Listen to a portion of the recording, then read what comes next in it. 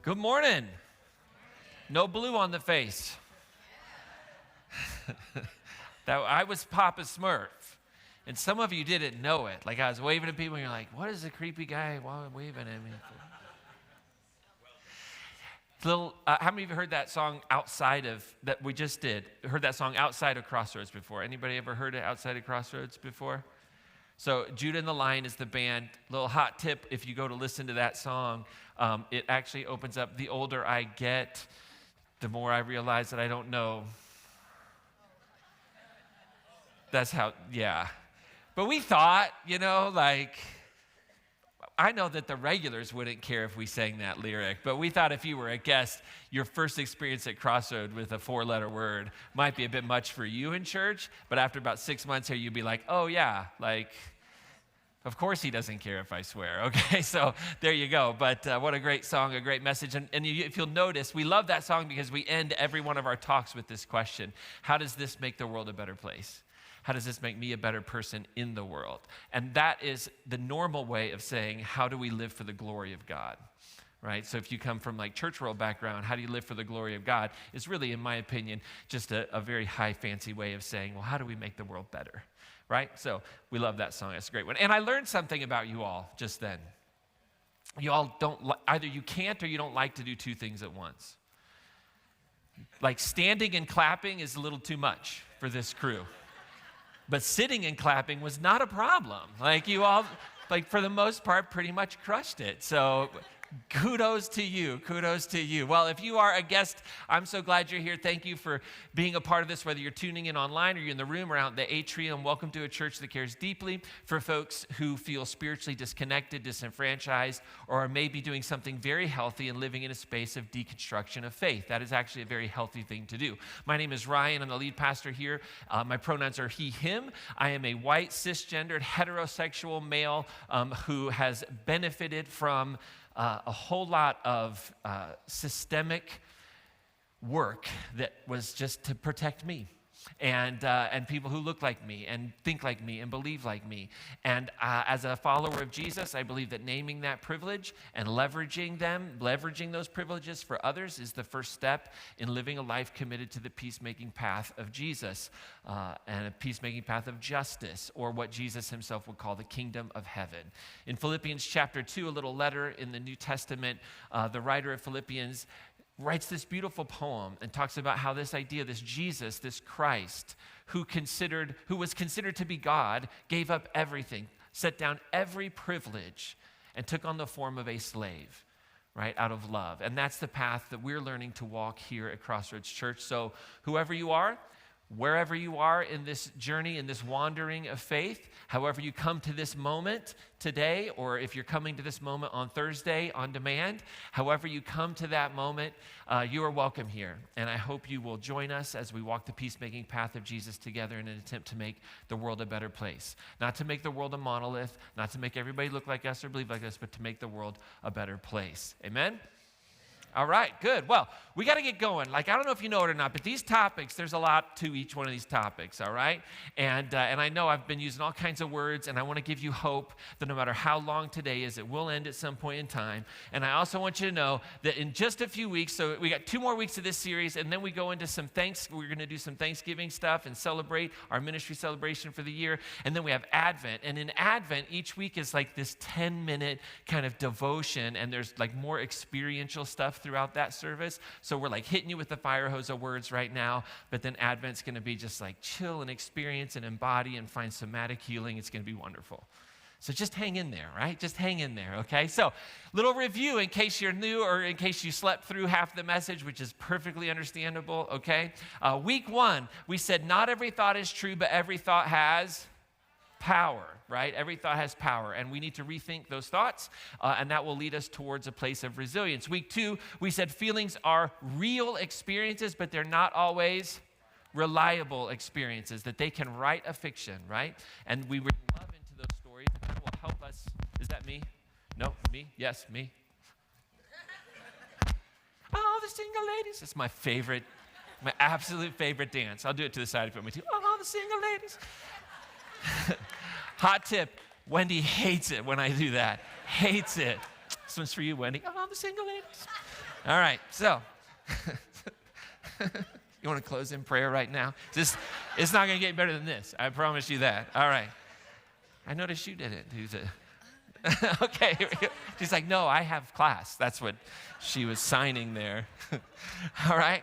Week number 3, we said when we don't interrogate our thought feelings, we brought thoughts and feelings together. We said that they can be, distress becomes disaster, right? Disaster. But when we question them, when we learn to interrogate them, that can reveal who we truly are. So we spent kind of 3 weeks talking about big theoretical ideas. And then we, last week, started moving into this idea of, actually it wasn't last week, it was 2 weeks ago, we started digging into thought feelings that we have, that are common to all of us, that we have to learn to interrogate. And the first one we talked about was this idea that I am unsafe. That we oftentimes come to this space that just says, I'm unsafe. And we said healing begins when we realize we're not always unsafe, right? And that we can allow love to bring our bodies and our souls back into harmony. We talked about that idea of dysregulation, right? When our brains are still telling us to protect ourselves, even though when we're out of a situation that is harmful or potentially dangerous. And then in week 5, we talked about trust, this thought feeling that I can't trust anyone. Trust is something that will hurt me, right? And we said that trust is rebuilt through consistent, embodied experiences of grace, right? And that grace can rewire what fear fractured, all right? Now, this week, here we are. We want to talk about 2 of my favorite subjects, power and control. We take a class on this, on how to exert power and control as a religious leader. I don't know if you know that or not. We don't take one class on it. It's just baked into the whole thing. Don't worry about it, no. You know, something that's really interesting about you and about me is that our sense of hope and our sense of agency share the same neural pathway in our brain. Did you know that? Like our sense of hope and our sense of agency, they share the same neural pathway. Hope isn't just a feeling. Hope isn't a feeling that we have. It's actually a cognitive process that's rooted in the prefrontal cortex, right? The front part of our brain, that part of the brain that is responsible for planning, for imagining, right? For taking action, right? And there's these neural pathways that connect, right? Our sense of agency, what we can do, and the idea of hope. And when we lose hope, right? When those neural pathways get disconnected, we're not just sensing or feeling something like discouragement. We've literally lost access to part of the brain. Like that there's like a road closure sign that goes on that pathway, right? And that's part of what injury and trauma happens, will take place, what goes on in our brains, right? And all of a sudden we lose access to that part of the brain that will help us see the possibilities and will help us make choices. Now, I've talked a lot about hope over the past few years. Hope is actually, like real hope means that you can actually see that potential future. Like you can actually see a pathway there, right? That's what genuine hope is. Like there's a realism to it. And what happens in our brains oftentimes through injurious experiences or traumatic experiences, that ability to see, to then make choices gets fractured, right? So hopelessness, right, the key idea here, the key frustration is hopelessness is not just the absence of desire, right? It's actually a collapse within our imaginative wiring. So trauma can turn agency and hope into risk. And when that disconnect happens, right, this idea that I can get somewhere, that I can have a relationship, that I can move forward through pain, oftentimes there's that disconnect. And so hope or action feels very, very risky. And after a prolonged sense of this experience, after a prolonged sense of betrayal, right, we've talked about this, like the nervous system starts to equate like hope with pain, right? And hope starts to feel very, very unsafe because it opens up our lives to more disappointment. And so the brain will protect itself. The brain will protect us, right? It will shut down any idea of forward-looking motivation, right? And that's why when you walk through very difficult experiences in life, painful experiences in life, traumatic experiences in life, on the other side, oftentimes we'll say things like, why try? Or we'll say things like, it doesn't even matter. Have you ever felt that, thought that? Say, why even try? Like, why? It's not even worth it. Because when hope has hurt us before, Control starts to feel like comfort. And the things that we say, well, I want to control, I'm just not going to do these things. And it's interesting how we live in this paradox of saying, I have no control, right? I have no sense of agency. I have no power.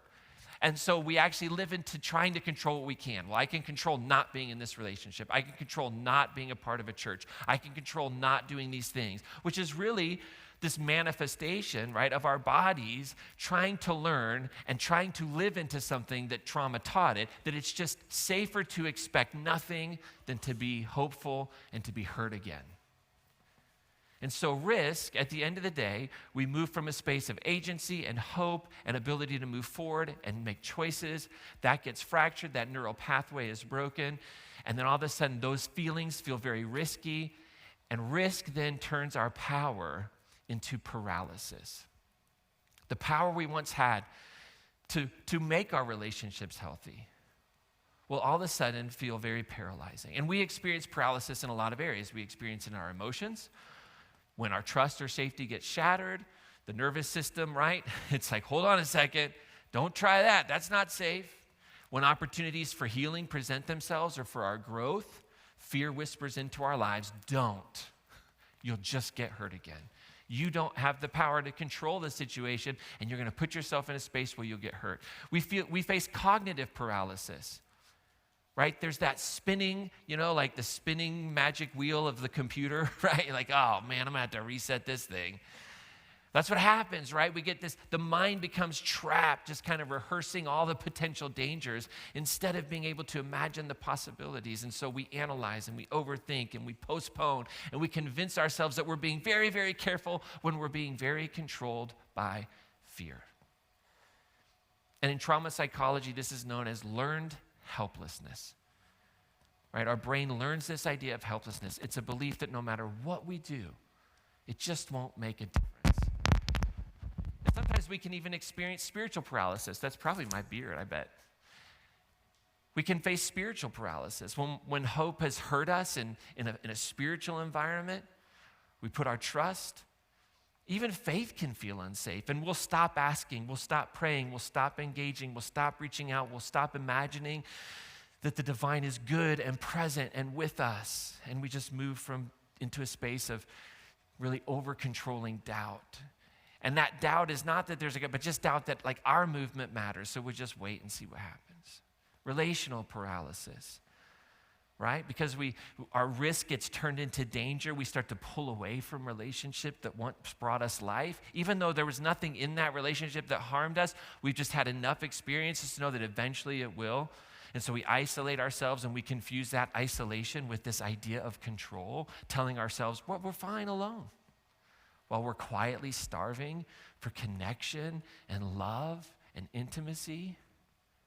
And all of these types of paralysis that we experience, they kind of culminate in what we could call like an existential paralysis, right? They all kind of combine and they culminate into this very powerful thought feeling. Remember, you got to go back, when our thoughts and our feelings combine into these powerful schemas that we interpret the world through, like they combine into this very, very powerful thought feeling. I have no power or control.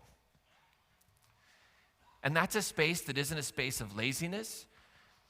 It's not a space of a lack of control or a lack of faith, It's this learned, quiet stillness of a soul that's been disappointed too many times.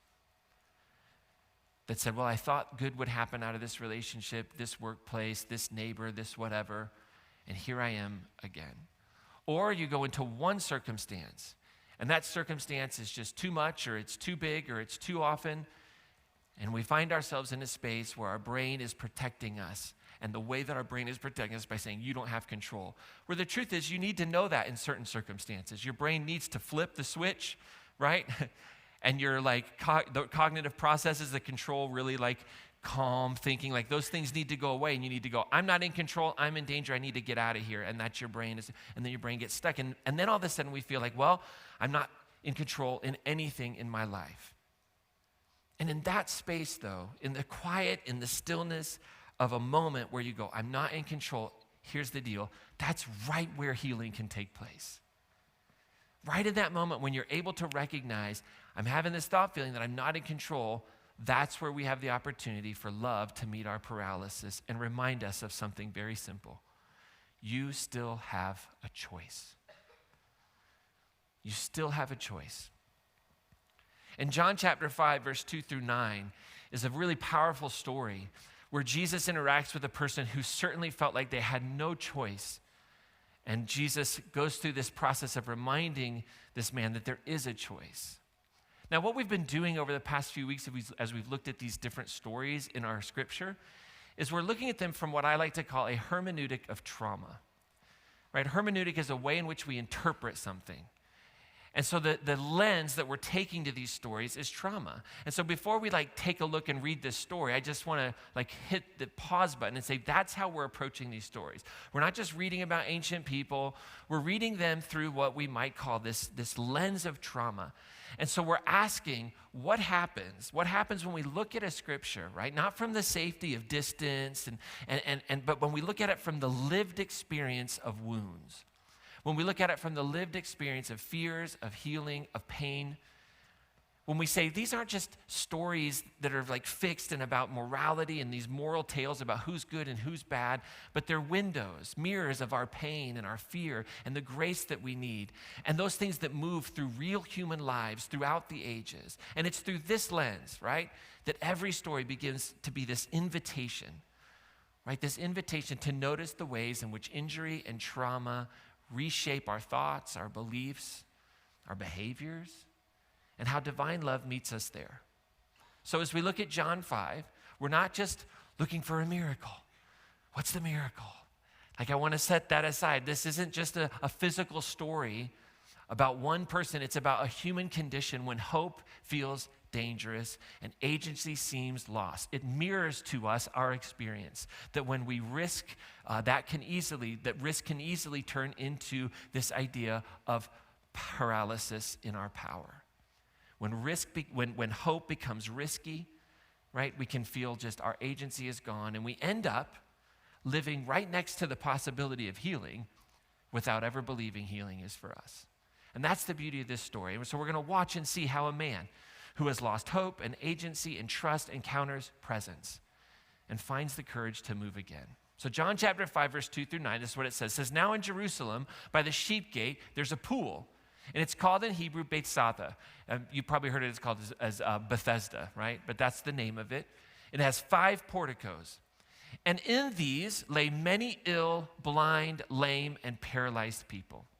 Now, the first thing we got to understand is the sheep gate is not a tourist attraction. Right, you didn't call up, you didn't live, outside of Jerusalem and go, okay, I'm going to be visiting for one of the holidays. I got to get me a hotel, and I want to make sure to get tickets to go to the sheep gate. That's not what you did.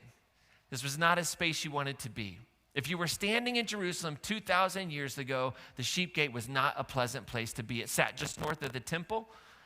And the city walls would open up, and that's where animals would come in that would be marked basically for sacrifice. It's where they were headed. The air at this pool would have been very thick with dust and dung and sweat and incense and blood and prayer. You would hear the sounds of bleeding animals mixed with the cries of merchants and pilgrims and beggars. And this gate, this place, this pool was busy, but it wasn't beautiful. It was a place of need and exchange. It was not a place of comfort or peace. And just inside of that gate was this pool. Now, archaeologists have uncovered and have looked, and they've confirmed that there was actually 2 large pools. And each of them were about half the size of a football field. So get that in your mind, what we're talking about here. 2 pools, each half the size of a football field, and they were surrounded by 5 covered colonnades, right? 5 porches almost. And so our author isn't exaggerating when he describes these kind of 5 porches that were there. And inside all of these porches, right, were people who were hurting, who were outsiders. And these pools were fed by probably a spring, an underground spring. And it meant that every now and then, right, that water, when that spring would initiate, that water would bubble and it would move and it would look like it would stir on its own. And it was probably due to the underground shifts in pressure. But to the people watching, right, those ripples were more than geology. It was a theophany. It was an experience of the phenomenon of God. And the legend would say that an angel would come and descend and stir the waters, and whoever entered the water first would be healed. I mean, even healing was a competition. So you can imagine the tension of just that moment. The waters start to stir, hundreds of sick and blind and paralyzed people waiting for that surface to move, for the surface to shimmer, for hope to be experienced, for their chance to rush in. Just imagine that scene. And here's the thing, the crowd would have been full of those society preferred not to see. That's who would be sitting there, the sick and the disfigured, the poor, the ones who couldn't afford the physicians, women and men who were ceremonially unclean, cut off from the very temple that stood off in the distance. Gentiles and outsiders that held faith and belief that maybe this God of the Jewish people would heal strangers too. And for the religious elite, right, this pool was not a destination. It was a detour, a place you passed through quickly. You held your breath. And this wasn't the only place like it. We have other ancient stories that tell us that there were pools like this in the Greek and Roman culture where people would gather, and they were considered places of healing and sanctuary. And people would gather around these natural springs that were thought to carry with them divine power. And so people would bathe, and they would sit and sleep and dream, hoping that the gods would show up and heal them. And now the difference of Bethesda is that this pool sat under the shadow of the temple. The temple which sat up on a mount, which was the hope of heaven meeting the helplessness of earth. That's what you have happening in this picture. You have this idea of here is where heaven, here is where God resides in the most holy of holies, and just off, right, far below that Temple Mount to the south is a pool of suffering. And so if you were in that area, right, if you're in this space, within earshot, within even sight of the temple, right, you would be able to see both directions, right? Like you'd be able to see the people headed up to the temple for the Sabbath, and this story takes place on the Sabbath. You'd see all the perfect people, all the pure, all the powerful, all the pious, able to go up into the temple, and all the powerful and all the pure and all the pious would know just down off to the pool are the ones that can't come here. The priests and the scholars would go and they would offer their prayers. The wealthy would bring their sacrifices. The elite would debate, what does it mean to live a righteous life? But just a few hundred yards away, beneath all of that, in the same Jerusalem sun, lay the unwanted, the unwelcomed, waiting for a ripple in the water. It's one of Scripture's most striking juxtapositions of images. A place of safety and perfection and religion, and a space of hurt and longing and exclusion right next to each other. A place of ritual purity above, and a place of human pain below. The temple was who was in, the pool was who was left out. And when Jesus enters the story, notice where he goes. Notice where he comes. Not to the temple to debate theology, but down to the pool to restore humanity. This is where Jesus goes. That's the world that Jesus steps into. Not the sanitized world of faith that we often imagine, but the raw, sensory world of pain and hope and holy interruption. And there was one man, the text says, who was there, who had been ill for 38 years. 38 years. How many of you in here are not yet 38 years old? Raise your hand up nice and high. You can just own it. 38 years. And when Jesus saw him lying there, and he knew that he had been there a long time, he walks up to him and he says to him the dumbest question of all time. Do you want to be made well? After 38 years, I think I might have been a little more smart aleck with Jesus than this man. Because that question almost sounds insensitive to our ears, right? Do you want to be made? No, I actually enjoy the view. This is wonderful. Thank you very much, Jesus. So much for the all-knowing part. Yeah. Of course he wants to be healed. But Jesus isn't asking about desire. what we're going to see is he's really talking and he's asking about agency. Because after 38 years of waiting, the man's imagination for possibility, for healing, had atrophied. Jesus, he offers this question because he's reawakening this man's capacity to choose. Do you want to be made well? Jesus doesn't impose healing. He invites participation. And so the text says that the ill man answered him, "Sir," now remember the question, do you want to be healed? Do you want to be made well? Here's the answer. "I have no one to put me into the pool when the water is stirred up. And while I'm making my way, someone else steps down ahead of me." Notice a few things in this heartbreaking scene. When asked the question, he explains why he can't rather than what he wants. Why he can't experience healing, because it's not what he wants. Jesus asks a simple question, do you want to be made well? He's like, I can't, right? What's happened? The flip is stuck. The switch is stuck. I can't. It's out of my control. And injury teaches us, trauma teaches us to narrate our limits instead of our longings. A painful experience in a relationship will teach you to narrate your feelings as limitations. There is no one who could bring happiness. There is no one I could trust. There is no one. No.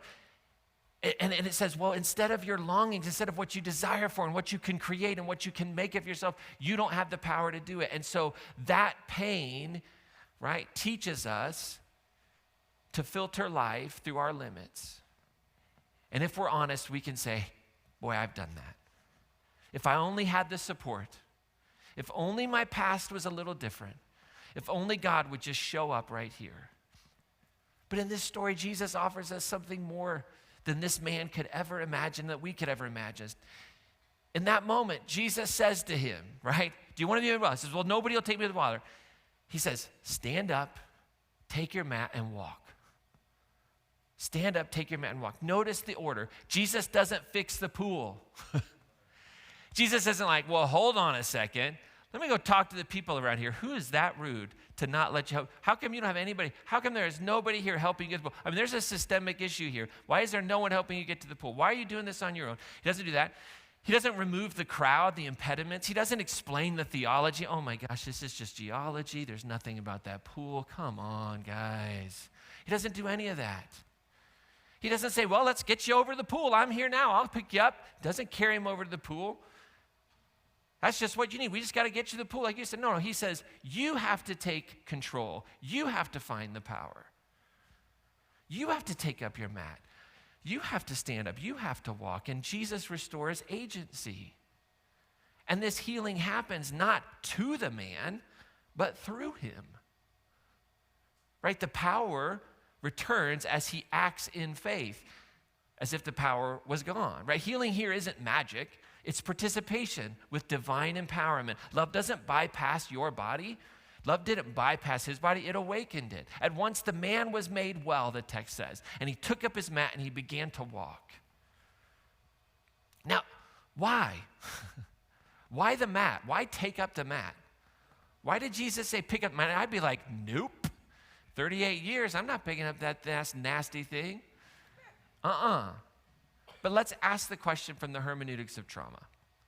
Let's ask the question through the lens of pain and injury. Jesus tells him to carry his mat, the very symbol of his paralysis and his pain. And what is happening here is an integration of past and present.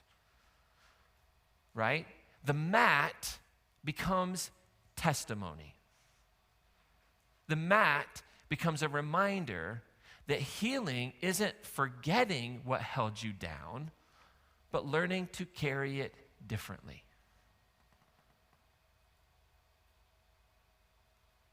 The mat is this space that says, reclaim your agency. Don't pretend the mat didn't exist. Don't pretend the mat wasn't part. Jesus doesn't shame the mat. No. The mat needs to go with you. Your story needs to go with you. You just need to carry it differently. Jesus doesn't shame the man for being stuck, for being paralyzed. He doesn't speak against him. He speaks to the sacred capacity still alive in him. And so healing isn't about pretending that we were never powerless. It's not about, it's about discovering rather the power that we never lost. But our mind, our brains have told us isn't. Grace in this moment restores choice. And so when we believe that we have no power, love whispers, stand up. Stand up. So here's what I don't want us to miss. I don't want us to miss in this story because there is this really incredible miracle that we can't explain, we can't understand, we can't prove. I don't want to miss the real power of the story and get caught up in that because there's so much more to this story. So don't miss this. When we believe that we have no power or no control, love whispers to us, you have a choice. You have a choice. You may feel like you don't have any power. You may feel like you don't have any control, but the divine will come and whisper into our ears, but you have a choice. And this story really isn't about that miracle and standing up. No. If it were, John would have told us that Jesus healed everybody at the pool. Right? Like at the end of the day, if the story was about Jesus' miraculous power, and that was like what made him, but that's not what happens in the story. Hundreds of people are lying there, sick, blind, paralyzed, and Jesus heals one. That's kind of a jerk move. Right? Like better to keep your healing to yourself. Right? Like if you can't heal everybody, like if you don't have enough for everybody, don't bring out the lunchbox, right? I mean, we teach our kids this. Right? So that's why it tells me this story isn't about physical restoration. It's about reclaiming agency. There's something else going on. It's a story about what happens when love walks into a space full of people who have been told that they have no power, they have no place, they have no control, and dares to ask, what do you want? What do you want? Nobody in the temple needed Jesus that day. They had it all together. They were too pure, too pious, too powerful. They had no need for Jesus. They had everything they needed. They knew their place in the system. But at the pool, everyone was desperate. Desperate for change, desperate for relief, desperate for hope. And that's where we find Jesus, not in the halls of power, but among the powerless. Jesus doesn't show up in the purity and the certainty of religion, but in the ache of humanity. That's where we find Jesus, to those that believe they have no power, not to those that are drunk with the idea of power. That's where we find Jesus. And so when Jesus asks, do you want to be made well? He's not testing the man's faith. He's inviting the man to remember his agency, to go back into that longing, not the limitation. He's saying you still have a choice. You don't have to depend on a system that overlooks you. You don't even need the pool. Because that's not where healing starts. It starts here. It starts here. It starts with the choice. And that's the paradox, right, of divine love. That love doesn't force the miracle. It restores the possibility in our lives. Healing begins at the moment that we realize that even in our paralysis, even when our brains are protecting us when we don't need to be protected, and we have this feeling that we have no control and no power, we still hold sacred power to choose movement. To choose movement. And so when you think you don't have any power, when you think you don't have control, listen for love's voice to whisper, you have a choice. And so in our everyday normal lives, how do we live this out? When we walk out of here and you don't have anybody as insightful and handsome, just giving it to you in your ear, just these little sweet tidbits that are going to change your life, like what do you do, right? How do you live it out? Well, every time I hear this story, when I think about this man lying beside the pool, stuck between hope and despair, I can't help but think of a guy named Viktor Frankl. How many of y'all know who Viktor Frankl is? So Frankl was an Austrian neurologist and psychologist, and he was a survivor of the Nazi concentration camps. He lost nearly everything. He lost his family, his home, his freedom. But what he discovered in all that loss, in all that unimaginable suffering, became one of the most important insights in modern psychology. This is what he wrote. He said, between stimulus and response, there is a space between stimulus and response. So between an action that happens to you and your response to that action, that experience is a space. And in that space is our power to choose our response. And in our response lies our growth and our freedom. That there is this little gap, this little space between event, action, experience, and response. And it's there where we get to choose it.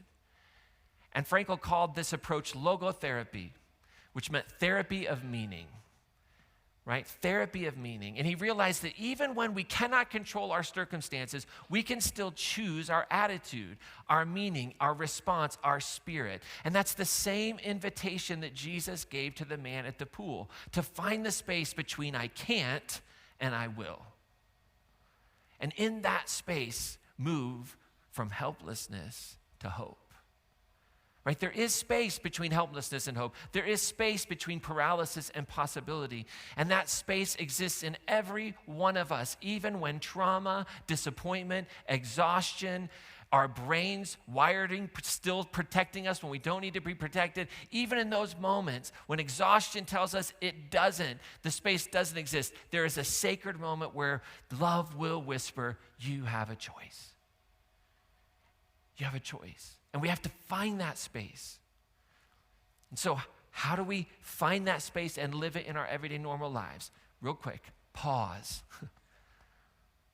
Probably the most important thing we can do in our lives is learn to slow ourselves down. Pause when that powerless thought feeling shows up before reacting to the situation that feels out of our control. That moment when you feel powerless or frustrated or stuck. Just take one conscious breath. And that breath is the doorway to what Frankl was talking about, to find that space. And in that pause, notice what's happening to your body. We talk about this, name it. I'm tightening up, I'm clenching, I'm rushing. Right? That moment when you notice you've already interrupted the pattern of powerlessness. That's the beauty of it. When you pause and you notice it, you've already started to rewire those neural pathways. And in that moment, you can start ask those interrogating questions of this thought feeling. In the pause, ask, what's still in my control right now? What's still in my control? What response to this stimulus would align with what is true and honorable and just and pleasing and commendable? And that's Philippians 4:8, our anchor verse for this series, in action. Filling the space between stimulus and response with something sacred and beautiful. So you pause. And then welcome love into that space. As you're interrogating it, as you're asking good questions, welcome the divine into that moment. Just say quietly, love, meet me here. Meet me here in this space. And that simple prayer reminds you that the space that you are in is not empty. It is a space that you are not alone in. It is a space that is occupied and filled with grace and potential and possibility. Even if you can't fix what's happening around you, you can regulate what's happening within you. That's that neuro-spiritual regulation we've talked about. In motion, the spirit realigning the nervous system with peace instead of panic. So you welcome love into that space, and then you pick up the mat and you carry it in that moment. You pick up the mat, you carry it. Now, maybe it's a small mat. Maybe you're just acting small, but you are acting. Your agency is growing, and agency grows through micro choices, just little choices. Send the text. Don't send the text. Step outside. Sit down. Take a glass of water. Drink a glass of water. Speak kindly to yourself. Those things that you do have power and you do have control, exercise them. They will not all return at once, but it will be rebuilt one small choice at a time. And so the question becomes, what's the mat that I can pick up in this moment? Frankl found that even in a concentration camp, there was still a space between what was done to him and how he would respond. The man at the pool discovered that same truth through Jesus' question, do you want to be made well? And the invitation is the same for us, to pause, to breathe, to choose what is true and honorable and just and pleasing and commendable, to fill that sacred space with the divine spirit of love.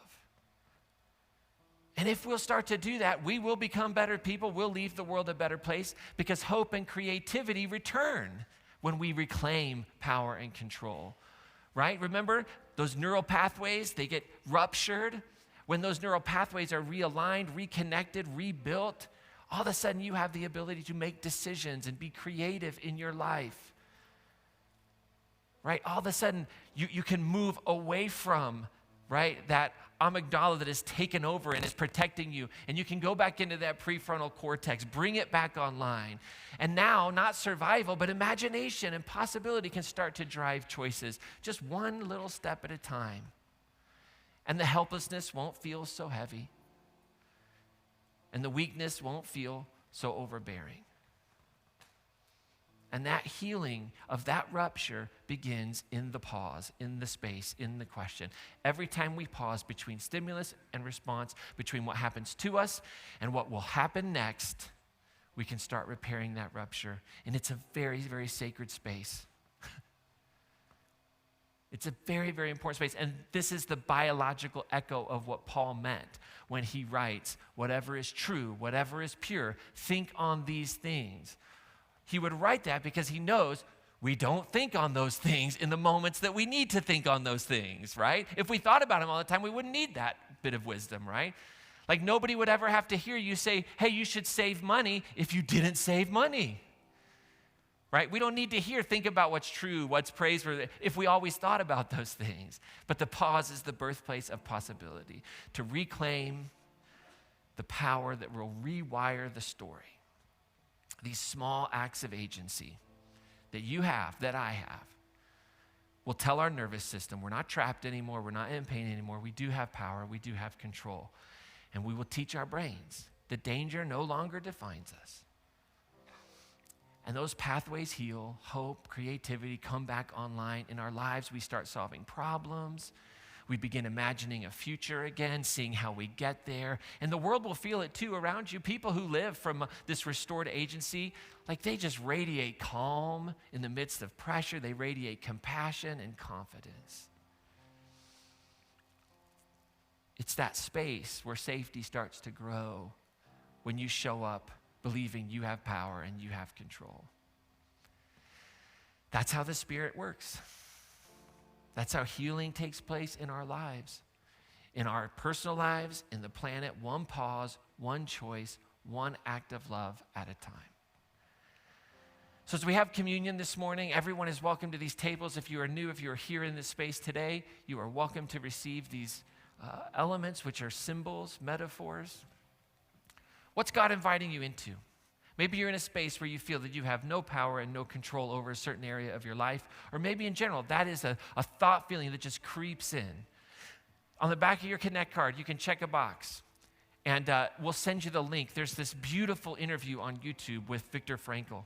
It's an interview from 1963, and you can actually hear him talk about this choice to make meaning in the midst of suffering. And as you watch it, just remember that this is a man who survived a concentration camp. The power of choice is embodied in him. And maybe you're feeling that powerlessness. When you feel powerless, another invitation is to just grab a journal and draw 3 circles. The first circle is the question, what can I control in this situation? Your words, your actions, your focus. The second circle is, what can I influence? What are the relationships that you can influence? The rhythms of life, the habits maybe. And then the third question is, what can't I control? That third circle. I can't control other people's choices. What can't I control specifically in this situation? Then fill those circles in honestly, and then pray. Spirit, help me invest my energy where I have power and release where I don't. Where I have power and where I don't. The song we're going to sing, listen to for communion, the second verse is a confession. It says, it's so hard to show up, so hard to trust love, to confess what's torn inside, to admit the tears you've cried. It's so hard to believe what we can do will be enough. And then the chorus goes on and says, but you are enough, and we are enough, and love is enough. But it is true, we have to confess that these are difficult things. These are difficult thoughts to overwhelm, to overcome. And we come to this table knowing that we don't have to do that alone, knowing that in the space between stimulus and response, we are not alone. that the Spirit is present with us. And so the body of Christ broken for you, the blood of Christ shed for you. I encourage you to come, pause, reflect, invite God, open your heart to what the Spirit might say to you and encourage in you this week.